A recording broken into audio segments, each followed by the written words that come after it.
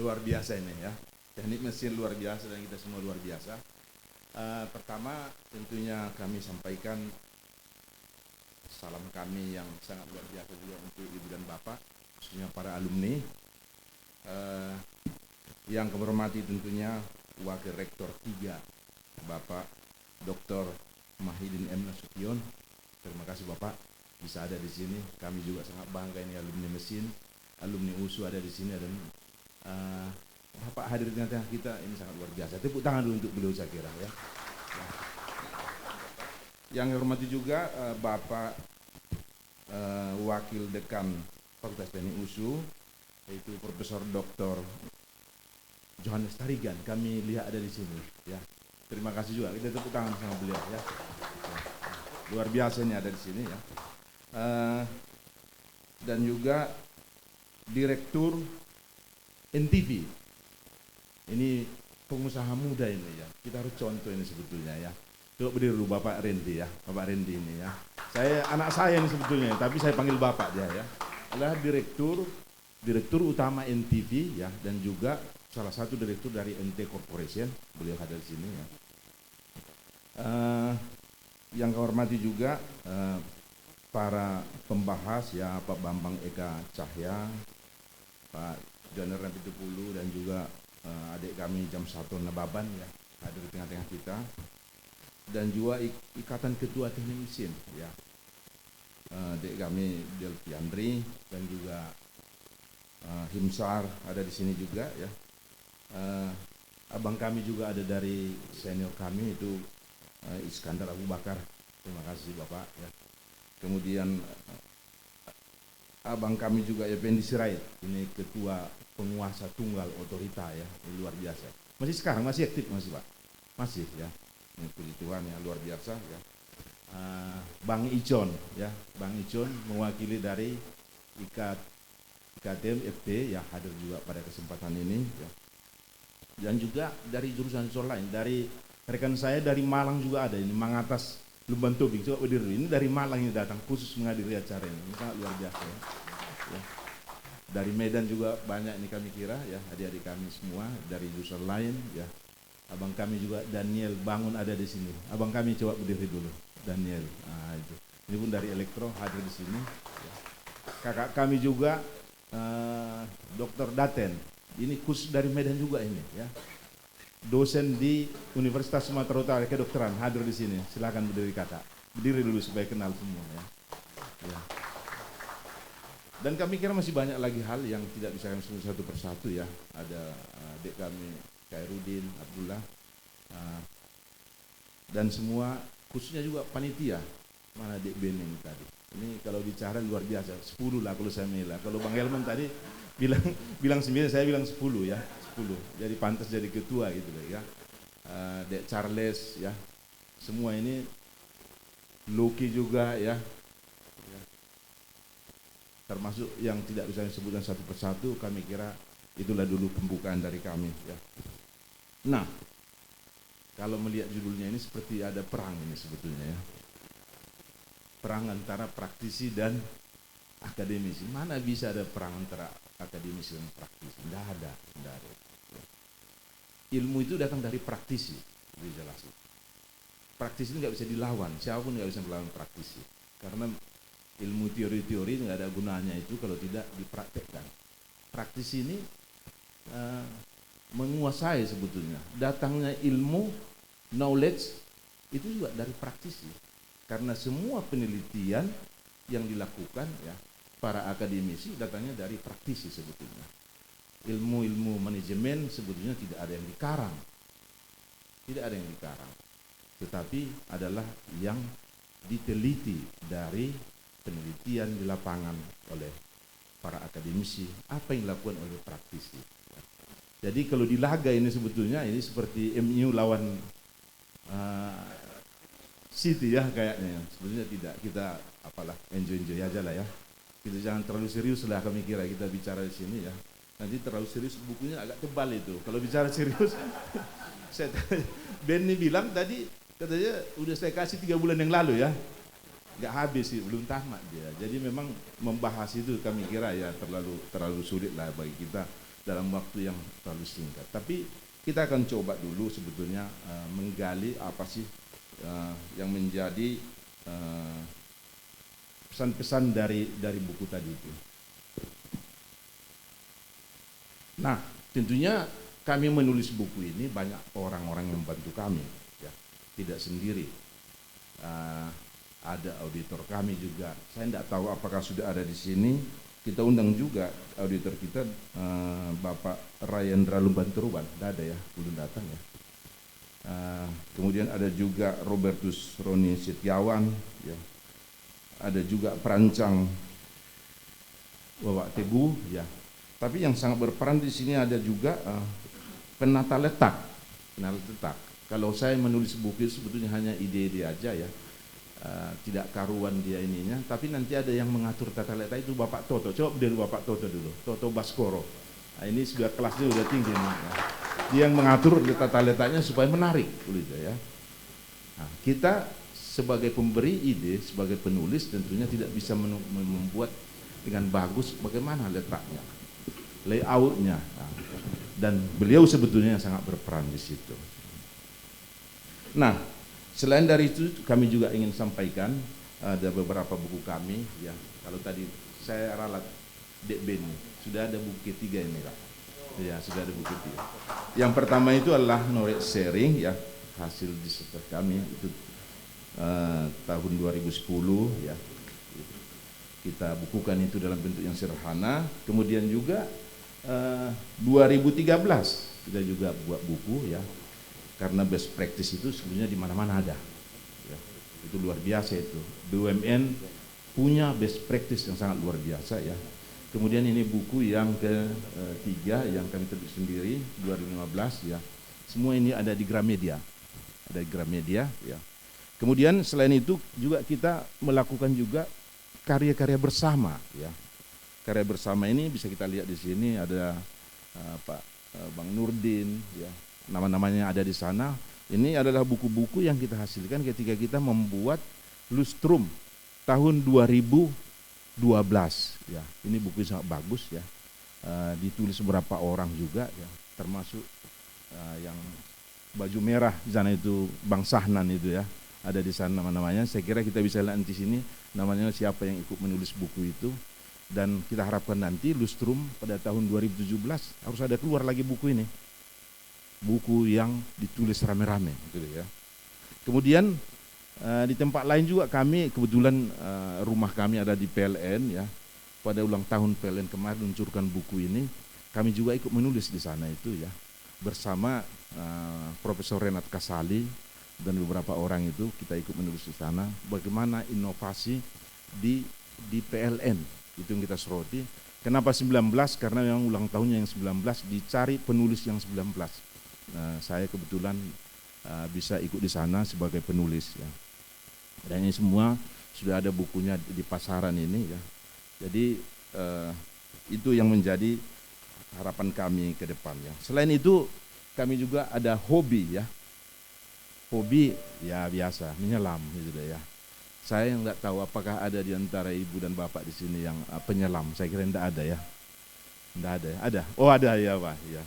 Saya adalah diver murni ya, sudah sertifikat bisa melakukan dive malam Pak, night dive sudah masuk itu. Dan ini kami sudah ada 150 kali menyelam ya.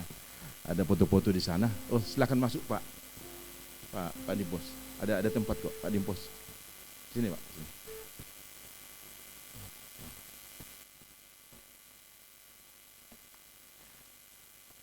Kemudian sebetulnya ini buku sudah pernah kita resensi ini buku ya oleh Kompas melakukan ini tanggal 14 yang lalu ya. Ini sebenarnya semacam ulangan ya, di Kompas tanggal 14 Mei 2016 ini sebenarnya sudah dilakukan ya. Dan kami kira mungkin Ibu dan Bapak udah pernah melihat resensi itu sederhana ya melihatnya. Saya tadi dengan mendengar pidato dari Bapak Rektor, Bapak Wakil Rektor, ini sebetulnya knowledge management yang disampaikan beliau, saya sendiri siap membantu USU kalau memang diperlukan penerapan dari implementasi KM di USU. Nah, kenapa sebetulnya kami menulis buku? Itu dulu satu barangkali pertanyaannya. Tentunya dalam jangka pendek kami butuh bahan untuk mengajar, itu satu dulu. Karena kami mengajar di Pasca UI, Fakultas Ekonomi Universitas Indonesia, kita butuh itu, ya. Kita butuh bahan-bahan ajaran. Ya. Yang kedua, kami baca lagi di beberapa literatur, kenapa harus entrepreneurship? Ya, ini dalam jangka panjang ini kami kira, ya. Dalam teori ini dikatakan hanya entrepreneur, kami ulangi, hanya entrepreneur yang bisa membangun negara sebetulnya. Itu harus kita sadari itu. Tidak bisa kita harapkan yang lain, ya, tapi entrepreneur itu dengan jumlah yang cukup, ya, idealnya menurut teori ini, ya, itu harus ada di atas 2% baru bisa membangun negara ini. Ya. Karena itu kami kira, ya, kita harus yakini itu, ya. Data-data ini memberi gambaran kepada kita bahwa Amerika entrepreneurnya itu 11,5% dari populasinya, luar biasa. Jadi kalau ada 100 orang penduduk Amerika, 10 diantaranya itu adalah pengusaha, entrepreneur. Jepang 11%. Kemudian Singapura 7,2%, pantas saja mereka sudah lebih bagus dari kita. Ya. Kemudian Malaysia 3%, sudah lebih bagus dari kita. Kita masih 1,65%. Makanya kita sebetulnya sulit membangun ini karena yang menciptakan lapangan kerja adalah entrepreneur. Kalau tidak ada entrepreneur, kita jadi pegawai negeri semua nanti itu kira-kira. Bisa dibayangkan kalau jadi pegawai negeri semua, negara ini mau jadi apa itu kira-kira. Entrepreneur sebetulnya. Ya. Saya tidak bisa membayangkan, ya, ke depan ini bagaimana caranya membangkitkan kawan-kawan kita, ya. Saya tadi ada beberapa sudah saya catat di sini yang menjadi bagian dari entrepreneur, ya, dalam buku ini. Mudah-mudahan nanti yang lain dalam cetakan berikutnya nama-nama itu akan muncul ke depan.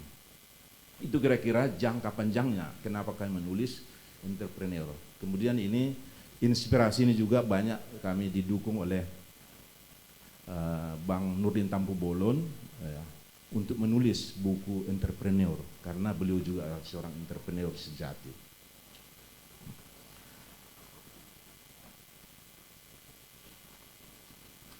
Ini kita lihat dulu dampak bagaimana power of entrepreneurship. Ya. Siapakah? Bagaimana sebetulnya cara kerja seorang entrepreneur? Sederhana. Sederhana sekali, ya. Ada 5 di sini. 6, ya. Pertama itu, entrepreneur itu merusak sistem ekonomi yang sudah ada katanya, tetapi memperbaiki. Yang kedua, memperkenalkan produk dan servis yang baru. Yang ketiga, memperkenalkan metode produksi. Yang keempat, menciptakan bentuk-bentuk organisasi yang baru. Yang kelima, mengusahakan material yang baru, ya, raw material, ya. Yang ketujuh, bisa kombinasi antara yang lama dengan yang baru. Ya. Dampaknya apa? Nah, ini dampaknya yang luar biasa. Kalau kita lihat ini dampaknya ini, ya, bisa meningkatkan standar hidup manusia, penduduk di sekitar kita. Ya. Katanya menurut cerita di Inggris sebelum revolusi industri tahun 1760, ya, kehidupan di sana itu sama dengan kehidupan 2000 tahun yang silam di kerajaan Romawi, tidak jauh beda itu kira-kira. Tapi begitu ada revolusi industri 100 tahun lamanya 1776, itu posisi itu sudah berubah, ya, yang bisa meningkatkan kehidupan orang di sana itu 7 kali lipat untuk 16 negara. Jadi pengaruh daripada entrepreneur ini sebetulnya bagi negara sangat penting. Ya. Tidak bisa kita bayangkan bagaimana kalau tanpa entrepreneur sebuah negara, apalagi perusahaan tentunya. Ini kami coba dulu melihat bagaimana sebetulnya basis perekonomian sebuah negara, ya. Kalau di sekolah ekonomi kita sudah bicara ini sebetulnya, ya, faktor-faktor produksi itu ada tanah, ada buruh, ada kapital gitu ya. Kalau hanya kita menggunakan tanah dan tenaga kerja, hasilnya hanya seperti ini dia. Ya. Tetapi kalau kita punya kapital, ya, hasilnya menjadi seperti ini, meningkat dia. Ya. Kalau masuk lagi teknologi,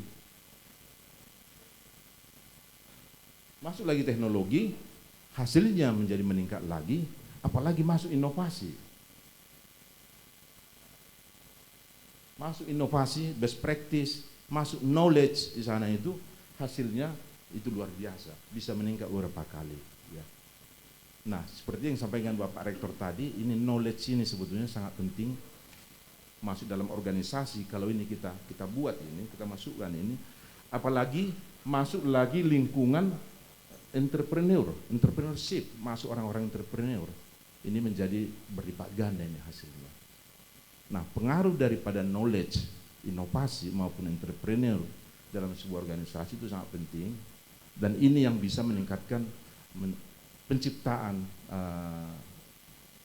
kinerja yang lebih bagus dan juga penciptaan nilai, dan ini secara keseluruhan akan membawa kepada kemakmuran bagi karyawan maupun bagi bangsa dan negara.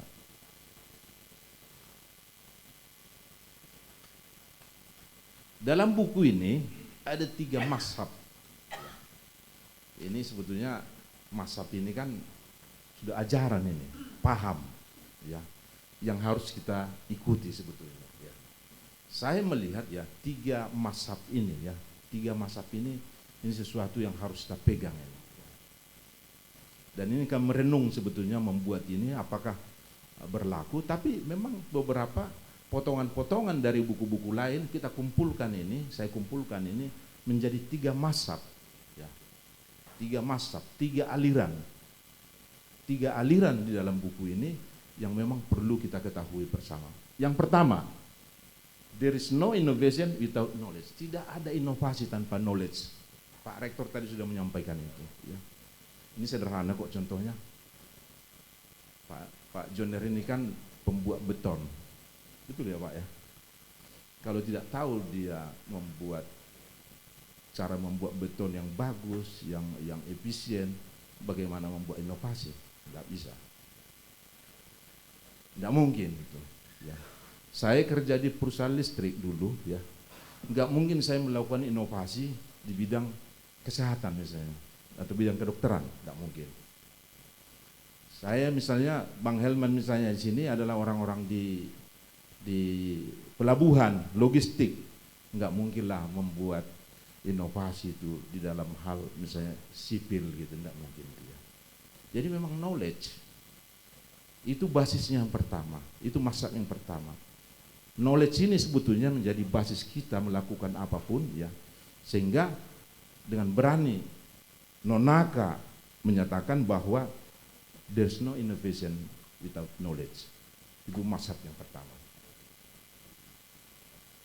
Saya tidak tahu apakah kita setuju dengan itu, tapi saya yakin kita setuju lah, ya. Tidak ada inovasi tanpa pengetahuan. Itu nggak mungkin itu.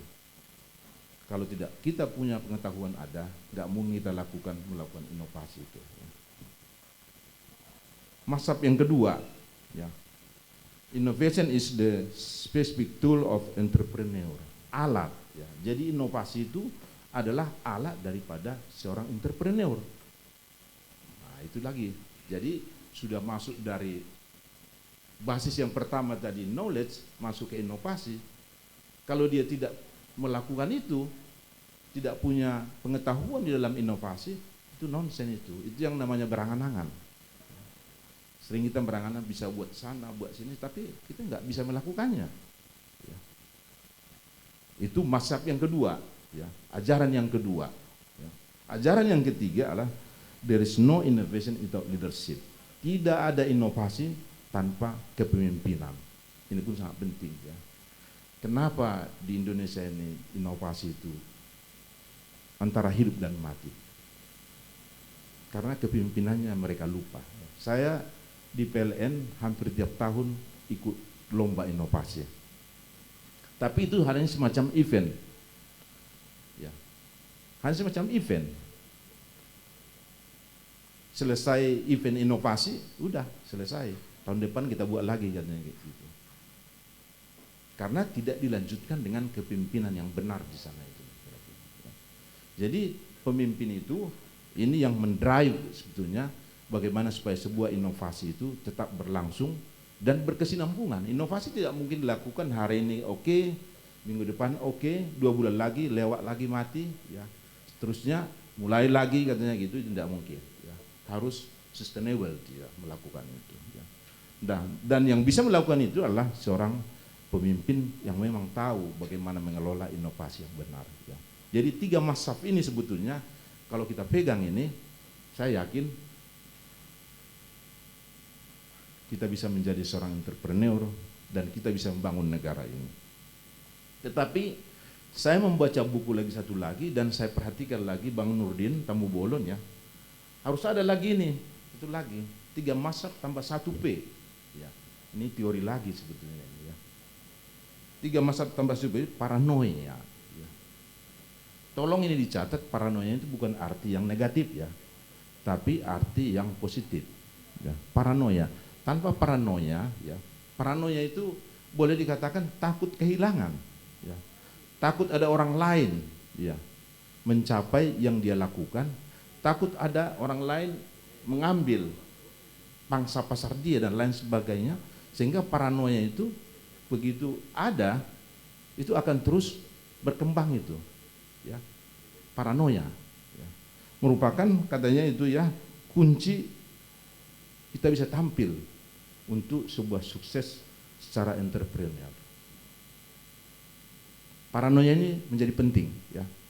Jadi kalau kita tidak pernah merasakan paranoia, saya yakin kita tidak akan mungkin bekerja dengan bagus ya. Paranoia sangat penting ya. Tapi bukan celit ya, tolong ini catat, saya kutip ini ya. Paranoia itu takut kehilangan, takut ada orang yang melampaui dia ya. Sehingga dengan risiko apapun itu dilakukan paranoia. Nah, kalau digabung ini tipenya 3 mazhab tambah 1 P ini, saya yakin ini lebih sempurna lagi sebetulnya. Nah, mengenai buku ini bagaimana kerangkanya? Sederhana kok Bu isi buku ini, tidak terlalu bertele-tele ya, sederhana. Kerangkanya kalau kami tadi sudah mulai dari 3 mazhab tadi itu ya, mulai dari knowledge, bagaimana perannya dalam inovasi, kemudian bagaimana perannya inovasi untuk seorang entrepreneurship, ini pun menghasilkan sebuah keunggulan daya saing ya. Jadi dalam buku ini kami coba hanya 3 kata kunci di sini ya. Knowledge, innovation, and entrepreneurship. Knowledge basisnya bisa ada inovasi ya. Kemudian dengan seorang entrepreneurship menggunakan knowledge dan inovasi dan juga menggunakan resources, dia akan bisa menghasilkan sebuah keunggulan daya saing maupun juga value creation atau perubahan ya. Sederhana kok isi buku ini, tidak terlalu bertele-tele ini ya, dan sederhana kita lihat. Nah, saya tadi tertarik juga, lupa saya menyampaikan ya. Ya, innovation is a specific tool of entrepreneur. Berarti inovasi itu sebetulnya alat. Saya lama merenungkan ini ya. Berarti harus ada orang yang menghidupkan dia. Ya. Kalau alat, ini sebetulnya alat. Saya letakkan di sini tidak menjadi apa-apa dia. Harus ada yang menggerakkannya dia. Yang menggerakkan itu adalah bagian dari di entrepreneurnya itu. Kepemimpinannya, mindsetnya orang-orang sebagai entrepreneur.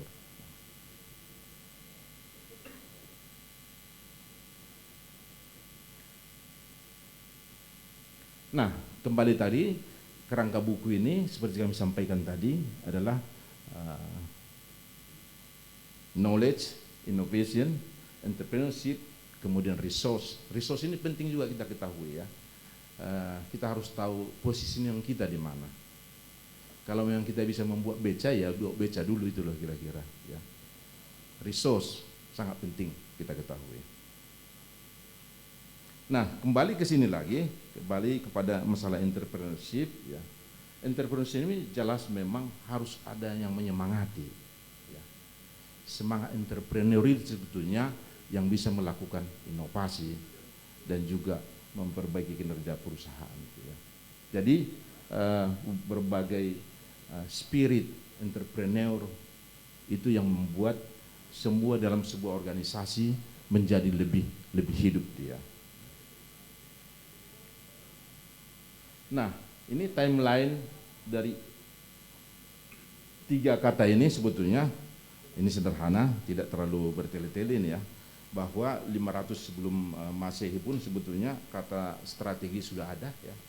Kemudian knowledge itu abad ke-14 itu sudah ada digunakan kata itu ya. Inovasi juga sama, entrepreneurship juga ada.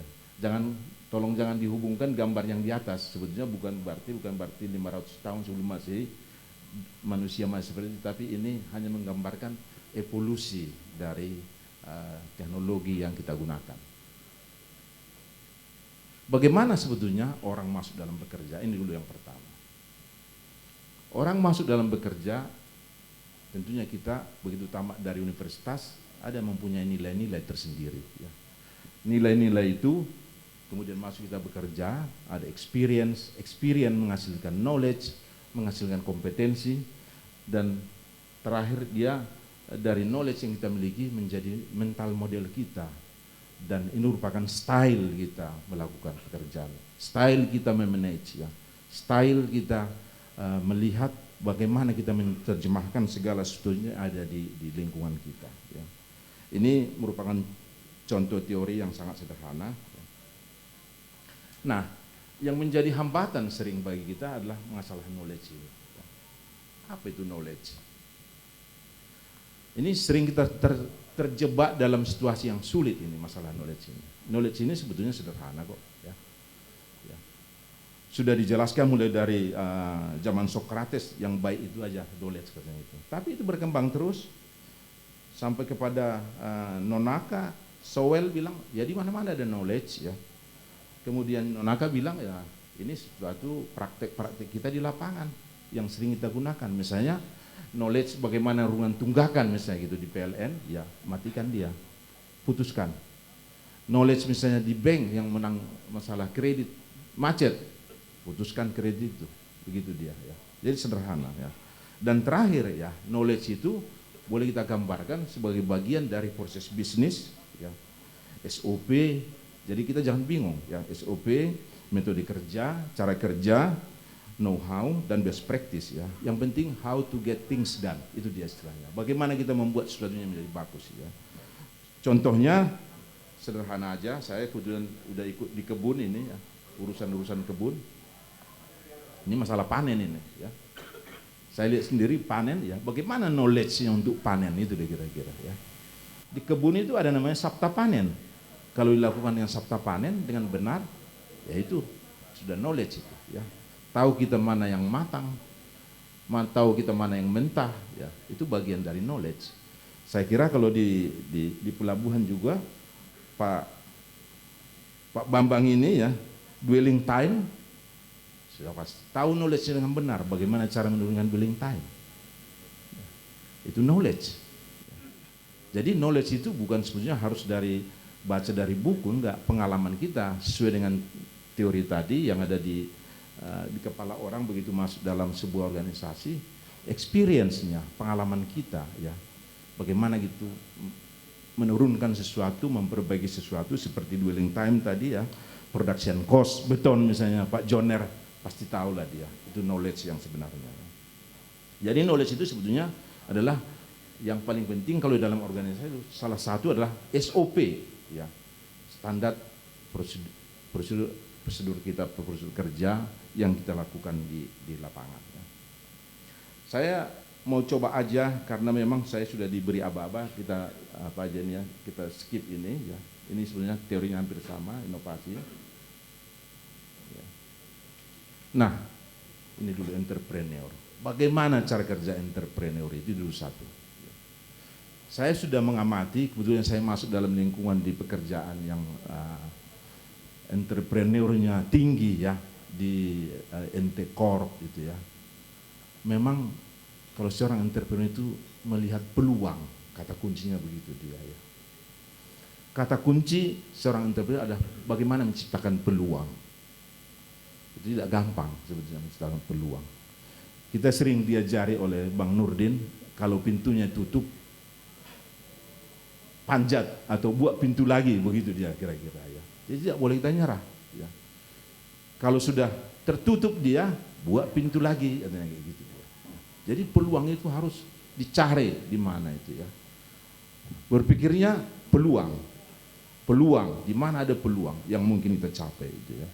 Nah, beda dengan pegawai negeri. Ini mohon maaf ini pegawai negeri. Kalau pegawai negeri kan hari ini masuk, kita kerja apa yang dapat dikerjakan hari ini, hasilnya nanti di ujung gitu kira-kira. Ya. Kalau seorang entrepreneur tidak begitu, sudah ditentukan itu. Produksi kebun misalnya 30 ton per hektar per tahun. Itu dari awal kita masuk kerja selama paginya sudah itu. Bagaimana mendapatkan 30 ton TBS per hektar per tahun. Itu sudah itu. Sudah semacam apa ya? Selama pagi kita gitu ya. Waktu di PLN dulu bicaranya losis. Saya waktu di Medan karena banyak pencurian ya. Losis. Selamat pagi, losis gimana? Jadi sudah jelas terukur, ke depan itu sudah ada dia. Itu cara kerja seorang entrepreneur. Ya. Jadi entrepreneur itu bicaranya kata kuncinya adalah opportunity, ya, peluang. Bagaimana kita membuat sebuah peluang? Nah, kita teruskan dulu, ya. Yang sederhana aja. Nah, kalau begitu, saya lihat waktunya siapakah yang menjadi seorang entrepreneur itu? Ini pertanyaan yang sulit kita. Saya sudah ada beberapa buat ini pentabelan sebetulnya ya. Siapa yang menjadi entrepreneur? Tapi mungkin yang lain barangkali namanya belum ada di sini. Tapi saya sudah tulis beberapa tadi ya. Pertama itu seorang yang mulai usaha sebuah bisnis atau perusahaan, itu jelas itu aja, membuka usaha. Ya. Kemudian seorang menemukan kebutuhan pasar, meluncurkan sebuah produk baru untuk memenuhi kebutuhan pasar tersebut, itu menjadi bagian dari sana. Ya. Risk taker, itu pun menjadi seorang entrepreneur. Ya. Secara ulet, tekun, berinovasi dan maju tanpa menyerah. Itu tadi yang saya bilang itu. Kalau pintunya tertutup, ya kita harus buka pintunya. Tidak boleh menyerah. Ya. Kemudian semua para direktur dan pendiri perusahaan yang aktif, baik di perusahaan besar maupun kecil. Nah, kita lihat dulu. Kebetulan saya tabelkan dalam buku itu. Itu ada di halaman 268. Ya. Ya. Saya kebetulan ada di lingkungan kita di sini ya. Kalau dari pendiri atau founder itu, ya mudah-mudahan nanti sudah masuk jajarnya mereka ini ya. Saya lihat, saya berani masukkan Edison Low. Mana Edison Low di sini ada? Ada. Nah, itu udah bagian dari seorang entrepreneur, pendiri itu dia ya. Kemudian Charles juga udah termasuk bagian dari sana itu, entrepreneur. Charles mana? Charles yang sangat susah. Ya. Berdiri dulu ya. Itu udah termasuk bagian dari sana. Kemudian Benny Siagian, ketua kita. Nah ini sudah masuk dia termasuk bagian. Karena ada usaha sendiri dia. Dia berapa jumlahnya traktormu sekarang di sana itu? Hah? Sudah ada 100-an ya katanya ya. Sudah 100 dia ya. Kemudian Bang Nurdin Tambu Bolon termasuk dari situ ya. Termasuk juga abang kita John Rana Bitupulu udah masuk itu di sana. Daftarnya sudah ada di sana, saya buat itu ya. Kemudian adik kita Hairul itu udah termasuk karena dia membuat sesuatu yang sangat bagus. Nah, dari lingkungan pemimpin perusahaan, nah ini udah makin banyak ini ya. Ada abang kita, adik kita Jam Satu Nababan juga udah masuk di sana itu. Ya. Masuk itu dalam entrepreneur ya. Kemudian Bambang Eka termasuk juga Pak. Bapak udah masuk bagian dari sana itu ya. Kemudian juga di sini ada abang kita Helman masuk itu, Icon juga masuk itu, ya, Setiawan masuk ya. Semua orang-orang dan termasuk itu Pak Dimpos. Pak Dimpos dalam buku itu pun sudah kita masukkan itu ya. Coba berdiri Pak Dimpos dulu ya. Nah ini pun termasuk seorang dari entrepreneur ya. Karena sudah membawahi, memanage satu perusahaan besar dia ya. Dan ini sebetulnya akan bertambah terus ya. Mudah-mudahan nanti di dalam cetakan berikutnya nama-nama yang kita rekap di sini bisa masukkan dalam buku ini lagi ya. Dan kami kira kita case lah ya, yang lebih cepat dulu. Ya, tolong saya 5 menit lagi ya. Case. Ini case ini ada di halaman 2381. Ini case saya ambil dalam buku itu, case kita adalah Bang Nurdin Tampu Bolon ya di NT Corp ya. Ini berlaku ini teori sama dia. Only the paranoid survive. Hanya orang yang paranoia yang bisa selamat. Ya. Dalam bisnis maksudnya itu loh ya, bukan dalam kehidupan sehari-hari enggak ya, dalam bisnis ya. Jangan salah gitu loh kira-kira. Ya. Only paranoid survive gitu ya. Beliau masuk di sana ya. Dan saya kebetulan sangat dekat dengan beliau ya, hari-hari kita jumpa, saya bisa rasakan ya bagaimana beliau cara bekerjanya itu sangat luar biasa ya. Kerja keras, cerdas, dan tidak pernah tidur. Saya bilang tidak pernah tidur bukan berarti nggak pernah tidur ya, tapi tidurnya maksudnya berpikir dalam bisnis itu tidak pernah tidur itu dia. Ya.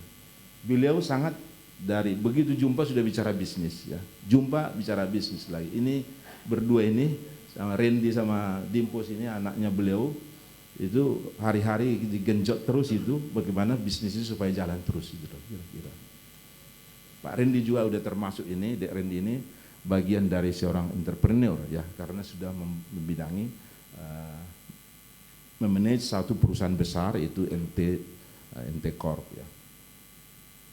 Kemudian pantang menyerah, selalu ada jalan. Nah itu tadi, kalau jalannya tertutup, buka jalan lagi. Ya. Kemudian tajam melihat peluang, ya, opportunity, tajam. Ya. Dan terakhir detail, efisien, ini yang sangat penting. Ya. Kalau kita tidak detail, tidak efisien, bisa nanti harga 1 kilo baja sama dengan 1 kilogram emas.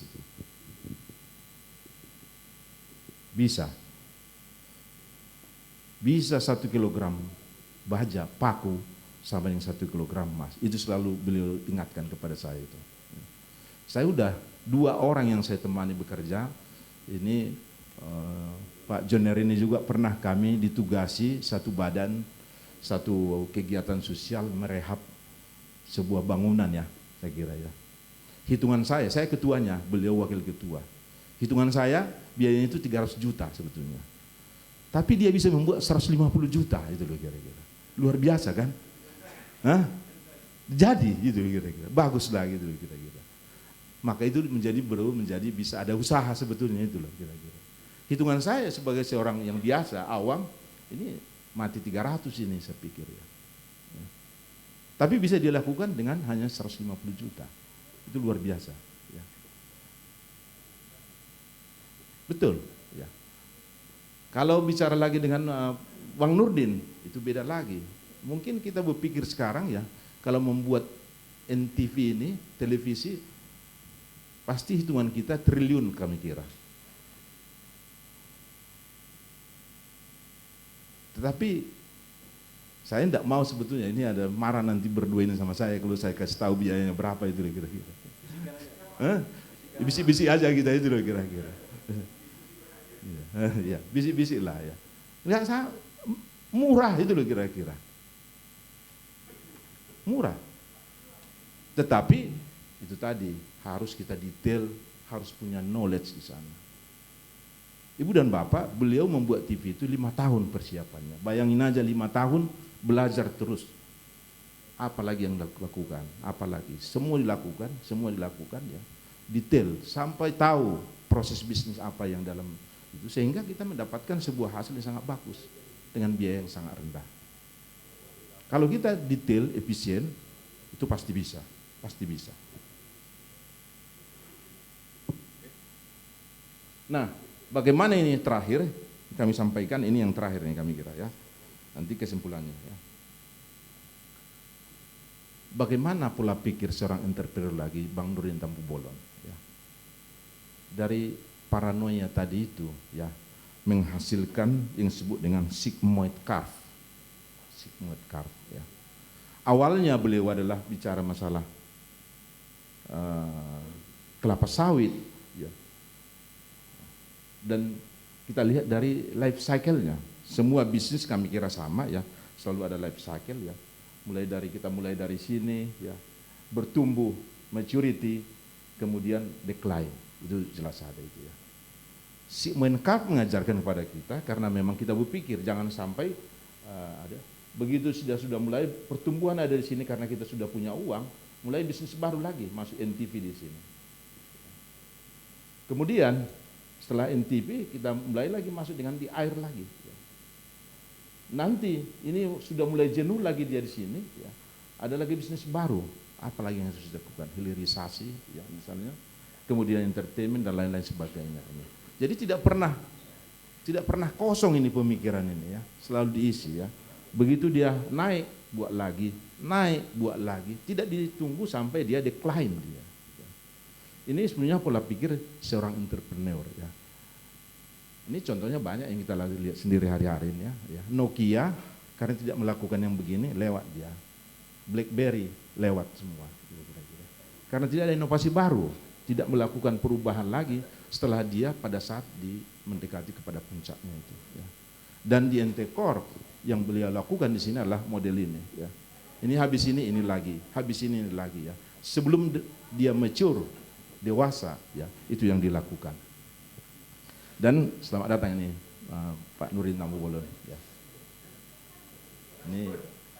Ini pas lagi dibicarakan ini kira-kira ya.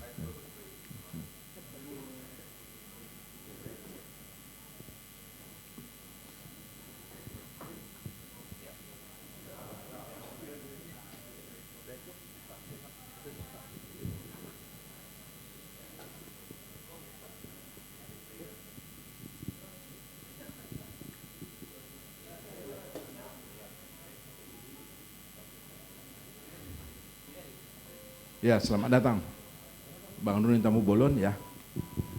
Sudah panjang umur ya. Pas lagi bicara kita masalah paranoia tadi, tapi saya belum pernah bicara sama dia ini. Karena saya khawatir kalau bicarakan dia pasti marah sama saya ini.